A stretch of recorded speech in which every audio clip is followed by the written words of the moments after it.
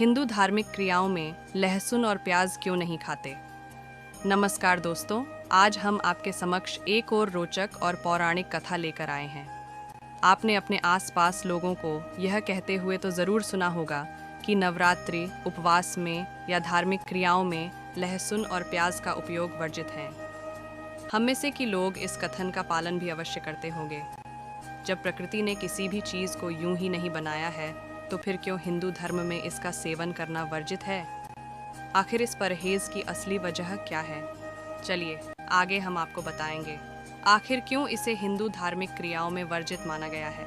हिंदू धर्म शास्त्रों के अनुसार जब समुद्र मंथन चल रहा था, तब उसमें से जो अमृत निकलता है, उसे भगवान विष्णु मोहिनी रूप धारण कर देवताओं को अमृत बांटते हैं। तब एक असुर जिसका नाम राहु होता है, वह रूप बदलकर देवताओं की श्रेणी में आकर बैठ जाता है और तभी गलती से उसे भी भगवान विष्णु अमृत पिला देते हैं। परंतु भगवान विष्णु को उसी क्षण पता चल जाता है।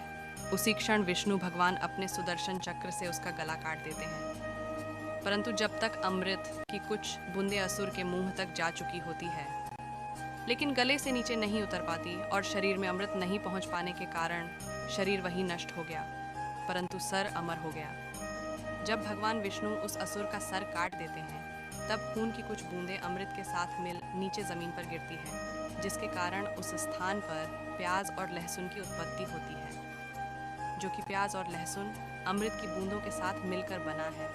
इसलिए इनमें भयंकर रोगों से लड़ने के गुण मौजूद होते हैं, लेकिन इसमें राक्षसों का खून होने के कारण इनमें से तेज गंध आती है एवं इन्हें पूजा पाठ के दौरान अपवित्र माना जाता है और देवी देवताओं को भी नहीं चढ़ाया जाता। इसीलिए पौराणिक काल से ही ब्राह्मण प्याज और लहसुन का इस्तेमाल कभी नहीं करते। कुछ ब्राह्मण तो ऐसे हैं जिन्हें यह तक नहीं पता कि प्याज और लहसुन का स्वाद कैसा होता है।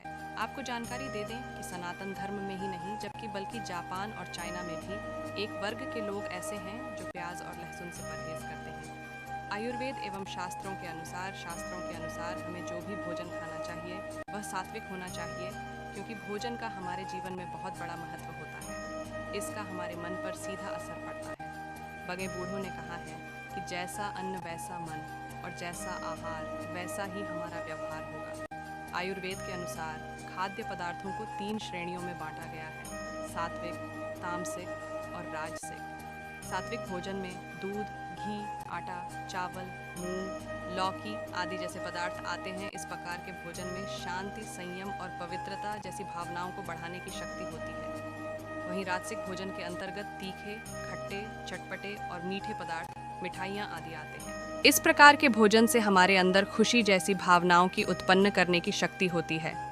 जबकि तामसिक भोजन के अंतर्गत लहसुन, प्याज, मांस, मछली और अंडे जैसे खाद्य पदार्थ शामिल होते हैं। इस प्रकार के भोजन क्रोध, जुनून, उत्तेजना, अहंकार, विनाश जैसी भावनाओं को उत्पन्न करते हैं। लहसुन और प्याज को आयुर्वेद में तामसिक भोजन में रखा गया है।